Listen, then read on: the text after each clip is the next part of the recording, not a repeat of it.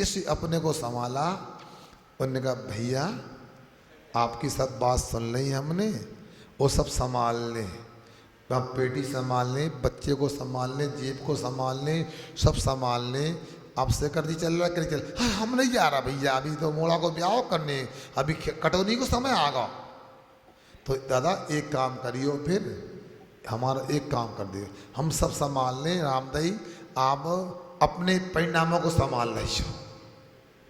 क्या? अपने परिणामों को संभाल लेना। तो ये बताओ, आपके लिए दूसरे के वचन यदि अच्छे लगते तो सुनते रहो ना, फिर कान में उंगली क्यों लगाते हो? अब 8-9 दिन क्या होगा?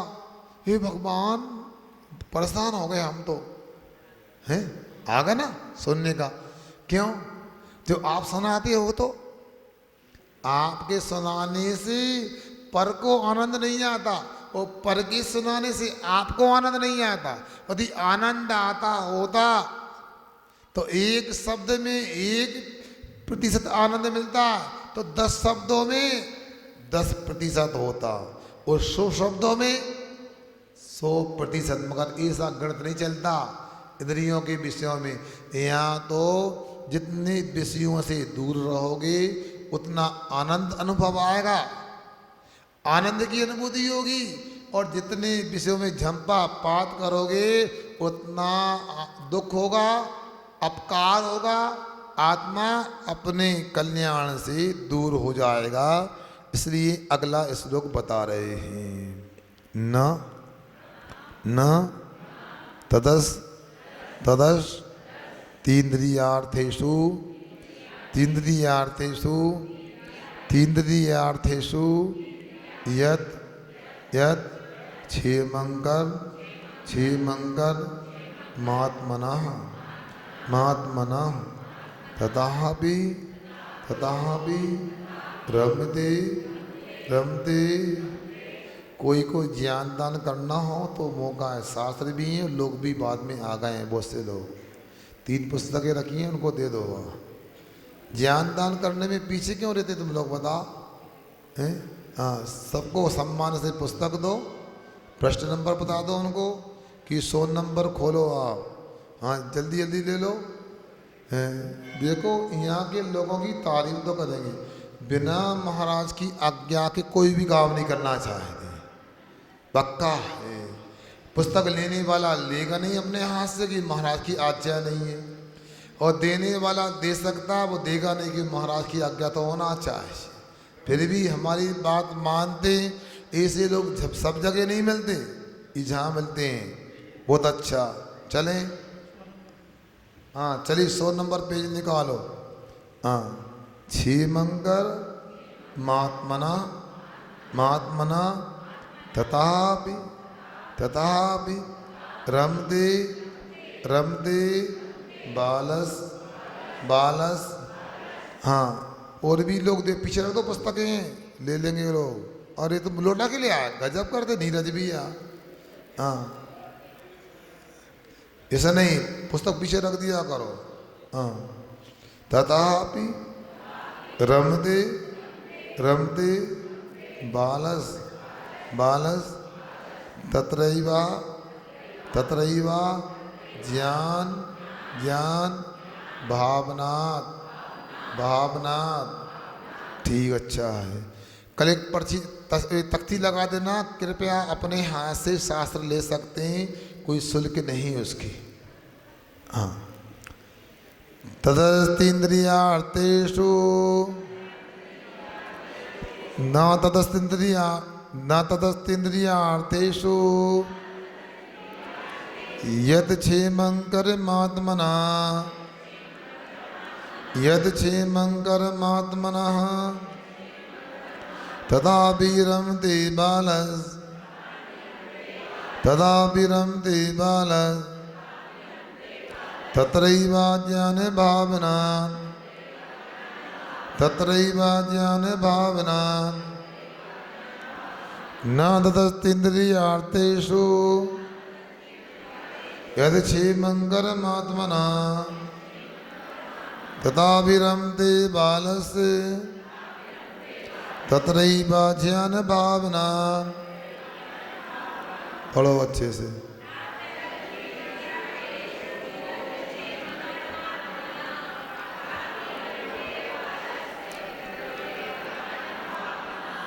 परसनिरसना इंद्रियादि विषयों में नित्य गमन करे, इन विषयों में कोई नहीं है जो आत्म का भला करे, फिर भी मूर्ख दीर्घ काल से इन विषयों में रमा करे। मिथ्यात्म है इसका कारण, ज्ञानोदय कथन करे। ज्ञानोदय का मतलब छंद का नाम है। हाँ, प्रत्येक चरण में 30-30 अक्षर होते हैं। हाँ, 16-14 16-14 ऐसे छंद को यहाँ ज्ञानोदय छंद कहते हैं। हमने बहुत सारे छंदों का परिचय कराने का प्रयास किया है, क्योंकि छंद का परिचय एक बार हो जाता है तो आपके लिए दूसरे ग्रंथों को पढ़ने में आसानी हो सकती है, इसलिए प्रयास करना चाहिए। अब क्या कहते हैं, इसका अर्थ देखते हैं। यति आत्मना, जो आत्मा का क्षेमंगराम अनेक कल्याण करने वाला हो, ऐसा वह तद इंद्रिय अर्थेषु, वह इंद्रियों के विषयों में कुछ भी ना अस्ति, नहीं है। कुछ भी ऐसा नहीं पाया जाता है जो आत्मा का उपकार करने वाला हो, कल्याण करने वाला हो। हाँ, तथापि फिर भी देखो तो बाला, बच्चा ने जो आत्मा को नहीं समझता है। बच्चे बात को नहीं समझते ना, हम भी बच्चे हैं क्योंकि आत्मा को नहीं समझते। तथापि फिर भी बाला रम्यते, ये बालक अज्ञानी बहिरात्मा उन्हीं में रंजायमान होता है। क्यों होता है? अज्ञान भावनात् तत्रैव रम्यते, अज्ञान के कारण से, अज्ञान भाव से उनमें रंजायमान होता है। ऐसा यहाँ पर आचार्य अपने को बता रहे हैं। क्या सोच रहे, समझ में आ रहा है ना? कठिन तो नहीं लग रहा। हमने पहले कहा था सिद्धांत के जो विषय होते हैं वो लोहे के चने की तरह होते हैं, और अध्यात्म के जो विषय हैं अध्यात्म में, ये तो हलवा की तरह होता है। दांत भी ना हो तो अंदर खा कर जाओ। क्यों राहुल, लपसी वगैरह पीती नहीं आपने पारना के समय में? वो लपसी और पतली, हलवा को तो फिर भी ऐसे ऐसे करना, लपसी को तो ऐसे कर जाओ। ऐसे अध्यात्म का ये विषय है। यहाँ आचार्य महाराज बता रहे हैं, इन विषयों में कुछ भी ऐसा नहीं है जो आत्मा का उपकार कर सके। परम पूज्य आचार्य संबंध स्वामी जी ने रत्न कंडक शराब का आचार्य में सम्यक दर्शन की व्याख्या करते समय निकांक्षित अंग को बतलाया है। क्या कहते हैं, ध्यान से सुनो। कर्म पर्वसे शांति दुःखैरन्तिरतोदये, पाप बीजे सुखी नास्ता श्रद्धा नाकांक्षा स्मृता। इस लोग तो कई लोगों को याद है, अच्छा लगा आपकी ओंठ का हलन चलन देख करके, मतलब मगर इसका अर्थ भी तो समझ में आना चाहिए। कर्म परवसे, जो भी कांक्षा करता है पांच इंद्रिय के विषयों की, वो कर्म के अधीन है। मांगने से कुछ नहीं होगा। क्या भैया, होटल में कहीं दुकान पे जाओ कि भैया 5 प्लेट रसगुल्ला ले आओ, 1 किलो काजू कतली ले आओ, तो पैसा ले आओ ना। फ्री में आ गए तो मांग बिगा दे, तो पिताजी लग गए क्या? तो यहाँ पर भी आचार्य कह रहा, तो मांगते हो ना, मांगने से नहीं मिलेगा, पुण्य कर्म चाहिए। पुण्य का बैलेंस का पेमेंट करो। अपने अकाउंट में जो पुण्य का बैलेंस है उसको दूसरे के होटल वाले के अकाउंट में ट्रांसफर करो तो मिलेगा। कर्म पर्व से बिना पुण्य के कुछ नहीं मिलता है। अब माता पटको, कुछ भी करो, चिल्लाओ, झगड़ा करो, नहीं मिलेगा। कर्म पर्व से फिर भी मिल गया, चलो दे दो भैया, हैं लोगों ने दबाव बना दिया कि दे दो भाई, हम पेमेंट कर देंगे, वो नहीं करेगा, मिल गया। शांति अंत सहित होता है। घाटी उतरे माटी, जैसे जमुनिया की घाटी उतर जाओ ना तो गिरत तेसी समाप्त। उसी प्रकार हमने यदि गले के अंदर किया गुटखा, कोई स्वाद नहीं, सब कचरा हो गया। समझ में आ गया ना? कुछ भी खा लो, बस वो पहले भी सुखदाई नहीं। मैंने पहले भी कहा, वो भोज्य पदार्थ प्लेट में रखो, स्वाद नहीं, चम्मच में रखो, स्वाद नहीं, ओंठों पे लगाओ, स्वाद नहीं, जीभ के अग्रभाग में स्वाद नहीं, आजू बाजू में स्वाद नहीं, नीचे स्वाद नहीं, पीछे स्वाद नहीं, वो तो बीच में कोई मसूर के दाने बराबर आकार की रसना ग्रंथि है, वहां जाकर के खट्टा मीठा लगता है, चरपरा लगता है। शांत इसलिए समाप्त होने वाला है। जो वस्तु समाप्त होने वाली है उसके लिए इतने परेशान क्यों होते हो, इतनी आसक्ति से क्यों चाहते हो? शांति अपना काम करो, मिल जाए तो ठीक। महाराज भी आहार को निकलेंगे, निकलते हैं। जो भगवान ने कहा है 46 दोषों को टालकर 32 अंतराय को पालकर मिल जाए तो ले लेना, ना मिले तो पुनः बसती का में आ जाना। वैसे आपको भी संतोष रखना है, मिल जाए तो मना नहीं, मगर भगवान की भक्ति में कोई सौदेबाजी नहीं, कोई कांक्षा नहीं। भगवान की भक्ति तो मैं कर्म क्षय के लिए करूँगा, भगवान की भक्ति मैं पाप के संपर्क के लिए करूँगा, ये पक्का इरादा होना चाहिए। दूरदृष्टि, पक्का इरादा। ये अपनी दृष्टि को दूर बनाओ। अभी ले भी लेंगे, बाद में नहीं मिलेगा। अभी थोड़ा मिलेगा, बाद में बड़ा मिलेगा अपने लिए। यहाँ थोड़ा सा ले लो तो बाद में कुछ नहीं मिलने वाला। कई लोग मेरे से कहते हैं गर्मी में महाराज आप ऐसे महाराज हो, ना पंखा लेते हो ना कूलर लेते हो, आजकल तो सब अलग अलग व्यवस्थाएं, आपको क्या दिक्कत है बताओ? कि हम कूलर चालू कर रहे हैं तो आप बैठ जाओ ना कूलर में, पंखा में बैठ जाओ, क्या दिक्कत है बताओ? क्यों संतोष जी बताओ? उसने चालू किया, हमें बैठने में क्या दिक्कत है? तो हम बोलते हैं भैया जो अभी उपयोग कर रहा है उन्हें बाद में कुछ नहीं मिलना है। अभी थोड़ा सा मिलेगा तो मूर्ख बन गए, ठगे गए। हम अभी कुछ उपयोग नहीं करेंगे, बाद में अनंत गुणा मिलेगा। कितना मिलेगा? छोटा बच्चा होता है, भूख लगी है, माँ कह रही बेटा बना रहा है, मंदिर से आए, रुक तो जाओ, नहीं जल्दी करो, खा ले बासी रोटी रखी कल परसों की। अब ना सब्जी ना दाल, सुन रहा सुबह, बासी रोटी खा लो नमक के साथ में, और बाद में अच्छे मिष्ठान बने, पकवान बने। अरे मम्मी आपने कैसे कर दिया बताओ? हम बासी रोटी की भूख नहीं लग रही, पेट भर गया हमारा। तो तेरे से कहा था ना मैंने, सुनता क्यों नहीं? सब्र रख थोड़ी सी। क्या 1 घंटे की सब्र रखता तो गरम गरम मिलता, ताजा मिलता, अच्छा आनंद वाला मिलता। क्यों सुकुमार बताओ? सब्र नहीं तो गरबा सीधी शांति। आप अंत होने वाला है, आकुलता मत करो। और फिर मिल भी गया, दुख ही रद्रित हो गए। जो मिलता है वो सुख कहाँ देता है? अभी एक भैया को हमने दाल खिलाई तो क्या हुआ? गाल कट गया, होंठ कट गया, बताओ, दांत टूट गया, पत्थर आ गया।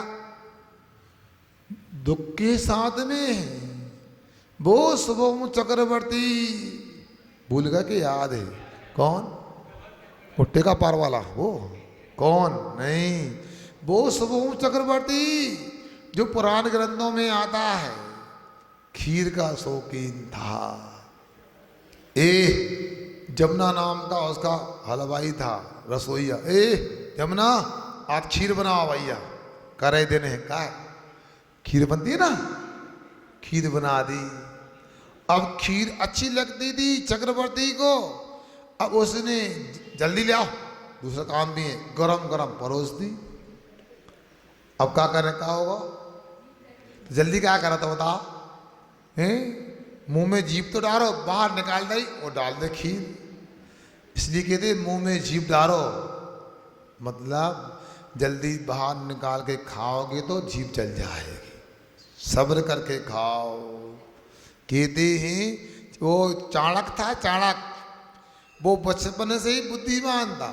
घर में खिचड़ी बनती थी गरम गरम, तो वो क्या करता था, वो घी लेता था और घी में उंगली लगा करके घी के बीच में गड्ढा, खिचड़ी के बीच में गड्ढा करता था, उसमें घी डालता था। फिर क्या करता था, घी में ऐसे करके आजू बाजू की ऐसे करके खीर खाता था। कभी वो जलता नहीं था, ना जीभ जलती थी ना उंगली जलती थी। अपन लोग बीच में हाथ डाल दे तो गड़बड़ हो जाए, उसी प्रकार से यहाँ कह रहे हैं खीर स्वादिष्ट लगती है, खीर में आनंद आता है, तो चक्रवर्ती ने थाली को चक्र क्यों बनाया। समझने की बात है, विषयों में सुख नहीं है, दुख ही रंते हृदय।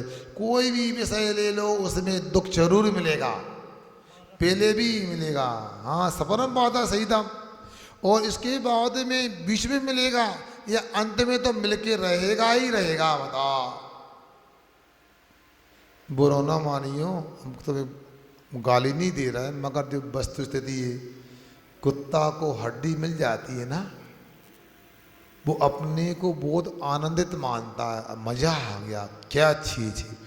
जिस तुमको कुल्फी मिल जाती है ना, चूसते रहते ऐसे करके वाकला कुल्फी खिलाने, बेशक कुत्ता हड्डी को चूसता रहता, हड्डी को दबाता रहता है, दांतों से दबाता है, दाढ़ों से भी दबाता है, वो दाढ़ छिल जाती है, खून निकलने लगता है, खून का स्वाद आता, आहा मजा आ गया, क्या चीज मिली है।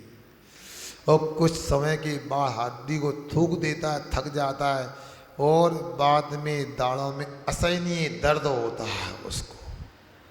बेसाई हमारे भोगों के हाल चाल हैं। और एक बात तो सुन लो, यदि भोगों के भोगने से यदि सुख मिलता है तो चिंतन करो ऐसा कौन सा भोग मिला है, एक बार भोगने के बाद पुनः इच्छा नहीं हुई भोगने की, बढ़ती जाती है।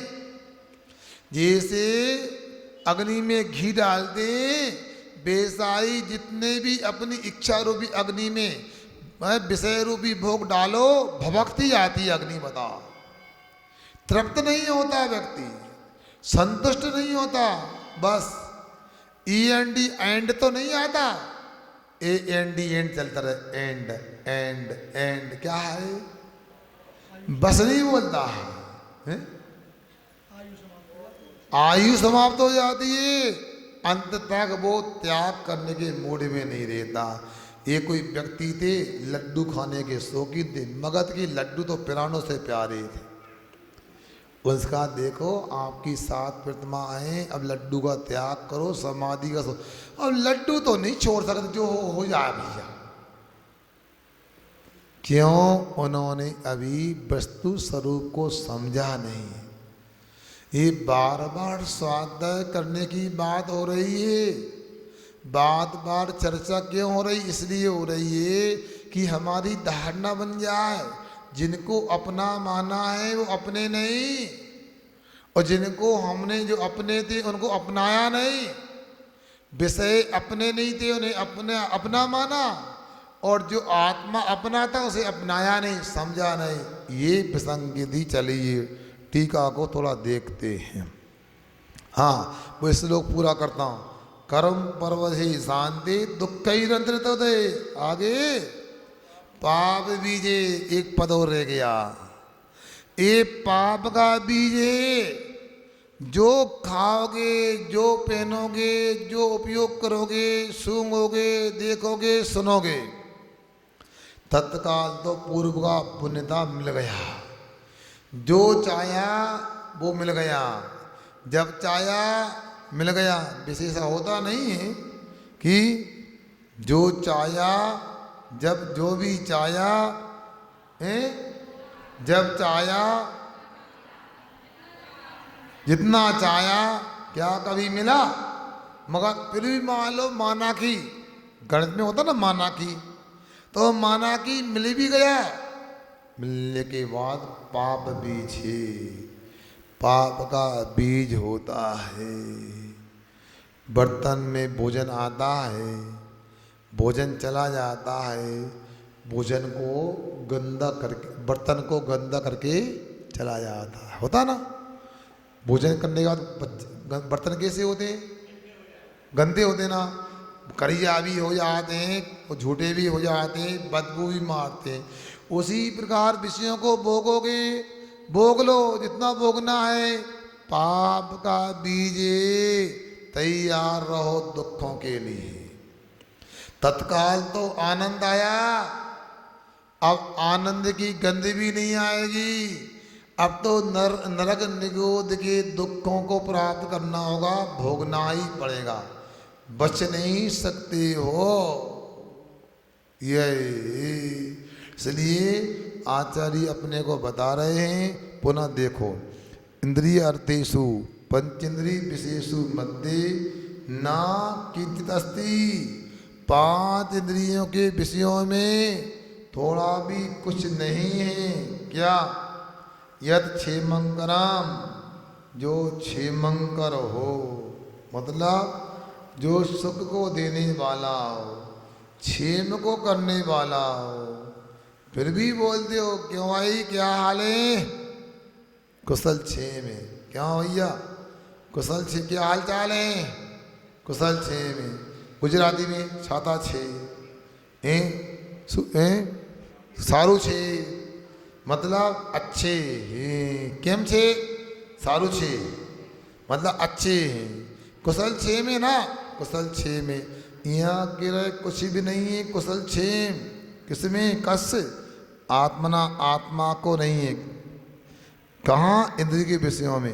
यद्यपि क्षेमंकरम किंचन नास्ति, यद्यपि कुछ भी क्षेम करने वाला, कुशल करने वाला नहीं है, तथापि फिर भी रमते, रमता है, रतिम करोति, रति करता, प्रीति करता है। बालो कोसौ, वह कौन है जो प्रीति करता है, रखता? बालो बहिरात्मा, जो बहिरात्मा है, तत्रेव इंद्रिय अर्थेषु, वहीं पर इंद्रियों के विषयों में जंपा पात करता है। कस्मात् अज्ञान भावनात्, ये अज्ञान के कारण ऐसी दशा हुई है। 100 रोगों की एक स्थिति है, एक ही कारण है, अज्ञान दशा। अज्ञान को निकालो तो सब बात बन जाए। क्यों? 1 घंटा होना है, बंद कर दूं मैं? बोलो ना। महाराज जी बंद करने का बोल नहीं सकते, तो आप भी बुरा मान सकते हो, अगल बगल कैसे मतलब बंद करने का बोल रहे हैं। और इसके बाद में हम चालू करें तो कैसे करें? अज्ञान भावना, अज्ञान भावना से, मिथ्यात्व संस्कार प्रसाद अज्ञानम भाव्यते। ये क्या है? अज्ञान, मिथ्यात्व के संस्कार के बस से ही अज्ञान भाव होता है। अभाव्यते जन्यते, भाव जाते अज्ञान के कारण इस प्रकार का एक करता है। एन असौ, जिस कारण से वह अज्ञान भावना मिथ्यात्व संस्कारात् समाद, अज्ञान भावना मिथ्यात्व के संस्कार से ऐसी दशा हो रही है। अब मैं एक बात पूछता हूँ, मिथ्यात्व, मिथ्यात्व ये शब्द तो खूब बार सुना होगा आपने, सुना कि नहीं सुना? तो मिथ्यात्व होता क्या? ये किसका नाम है? कौन सी चिड़िया है? चीनी की भारत की, जो मिथ्यात्व के नाम से प्रसिद्ध है? बताओ। सुनो, धीरे से पूरा कर रहा हूँ, कुछ त्यागी वृत्ति आए बंडा से, हाँ वो भी आ जाएंगे। तो ये मैं कह रहा हूँ आपसे कि मिथ्यात्व शब्द को आपने सुना है, थोड़ा सा मैं पूरा बंद कर रहा हूं। मिथ्या का अर्थ होता है झूठा, असत्य। व्याकरण में अव्यय कुछ शब्द होते हैं जिनका किसी भी वचन में, किसी भी विभक्ति में परिवर्तन नहीं होता, अव्यय कहते हैं। वो मिथ्या भी एक शब्द है अव्यय के रूप में, जिसका अर्थ होता है असत्य, झूठा होता है। अब मिथ्या शब्द में त्वय प्रत्यय लगा दिया और त्वय प्रत्यय भाव अर्थ में आता तो मिथ्यात्व हो गया। तो मिथ्यात्व का अर्थ हुआ, क्या करा है, मिथ्यात्व का अर्थ हुआ झूठापन, असत्य का भाव, झूठेपन का भाव, वो मिथ्यात्व होता है। सुनो इधर देखो, सुनने का प्रयास करो महेंद्र कुमार जी। तो मिथ्यात्व जो भगवान नहीं है उन्हें भगवान मानना, जो गुरु नहीं है उन्हें गुरु मानना, जो शास्त्र नहीं है उन्हें शास्त्र मानना, अर्थात कुगुरु को गुरु मानना, कुशास्त्र को शास्त्र मानना, कुदेव को देव मानना, ये मिथ्यात्व होता है। अथवा शरीर को जीव मानना, आत्मा मानना, ये मिथ्यात्व होता है। नो आश्रम को अच्छा मानना, बंध में अच्छे पुण्य के बंध में सुखी होना, प्रीति करना, पाप के बंध में अप्रीति करना, जो संभव भावना है उसको कष्टदायी मानना। इसी प्रकार जो निजरा है उनको इच्छाओं को रोकना नहीं, मोक्ष में आकुलता नहीं, उसे आकुलता में मानना। ये सब क्या है, ये सब मिथ्यात्व में है। इनको यदि हम बना के रखेंगे, अनादि से बना के रखा है, तो याद रखना फिर ऐसी गलतियां होती रहेंगी। गलतियां ये हुई हमारी कि हमने शरीर को ही अपना व्यक्तित्व मान लिया, शरीर को ही आत्मा मान लिया। अब ऐसा मानने से भी लगता है मैं हूँ दुबला हो गया, मैं मोटा हो गया, मैं ऊंचा हो गया, मैं नाटा हो गया, मैं काला हो गया, गोरा हो गया।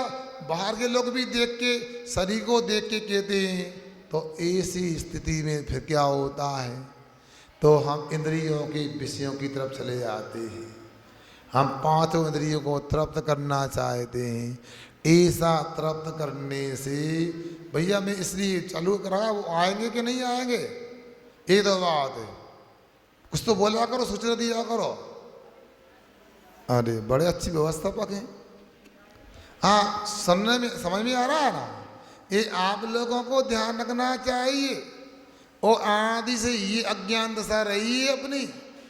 6 डाला पड़ी नहीं पड़ी आप लोगों ने? 6 डाला में दूसरी डाल याद है? सही में चुनू भैया, आप जैसे युवक लोग यदि यहाँ स्वाध्याय प्रतिदिन चालू कर देंगे ना, तो बहुत सारों की भ्रांतियाँ ठीक हो जाएंगी। सब काम करो, मैं मना नहीं कर रहा हूँ। मैं ना आपको गंज का त्याग करा रहा हूँ, ना आपको मैं घर का त्याग करा रहा हूँ, ना आपको कोई नियम दे रहा हूँ।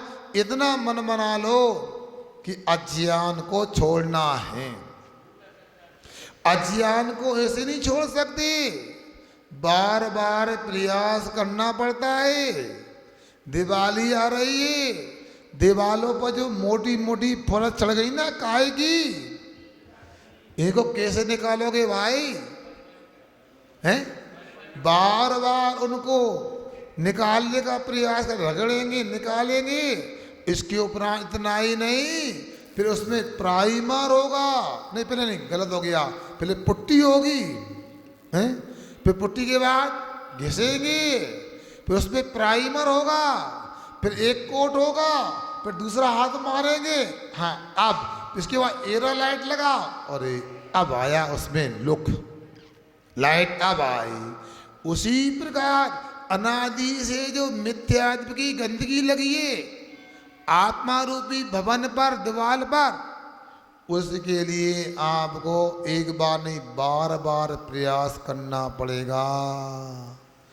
एक जन्म में भी यदि आपने इस गंदगी को निकाल दिया और आत्मा रूपी भवन को रंग युक्त कर दिया, उसमें रंग रोगन कर दिया तो ये समझना बहुत बड़ी उपलब्धि हो गई। ऐसी उपलब्धि को हमेशा अपने पास रखो, उसी से आनंद आने वाला है।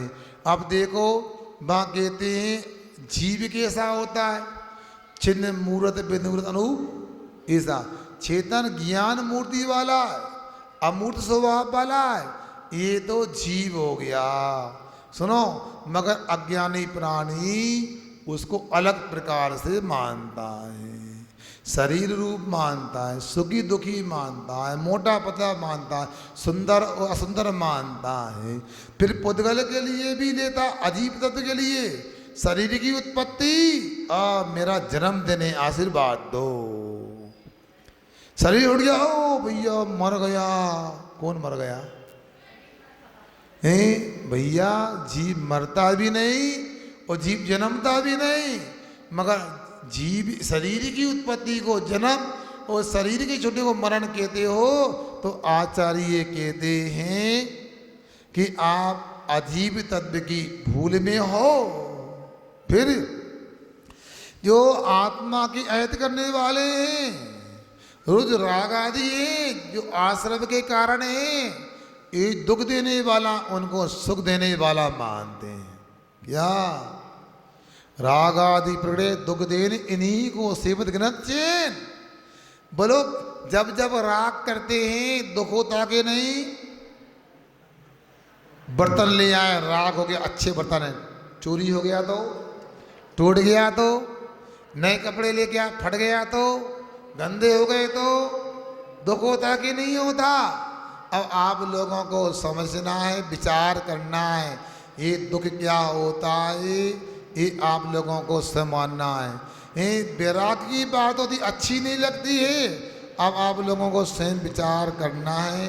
इसलिए आप लोगों के लिए जो बताया जा रहा है वो आपको अच्छे से तत्व के साथ समझना है। अहिंसा परमो धर्म की जय।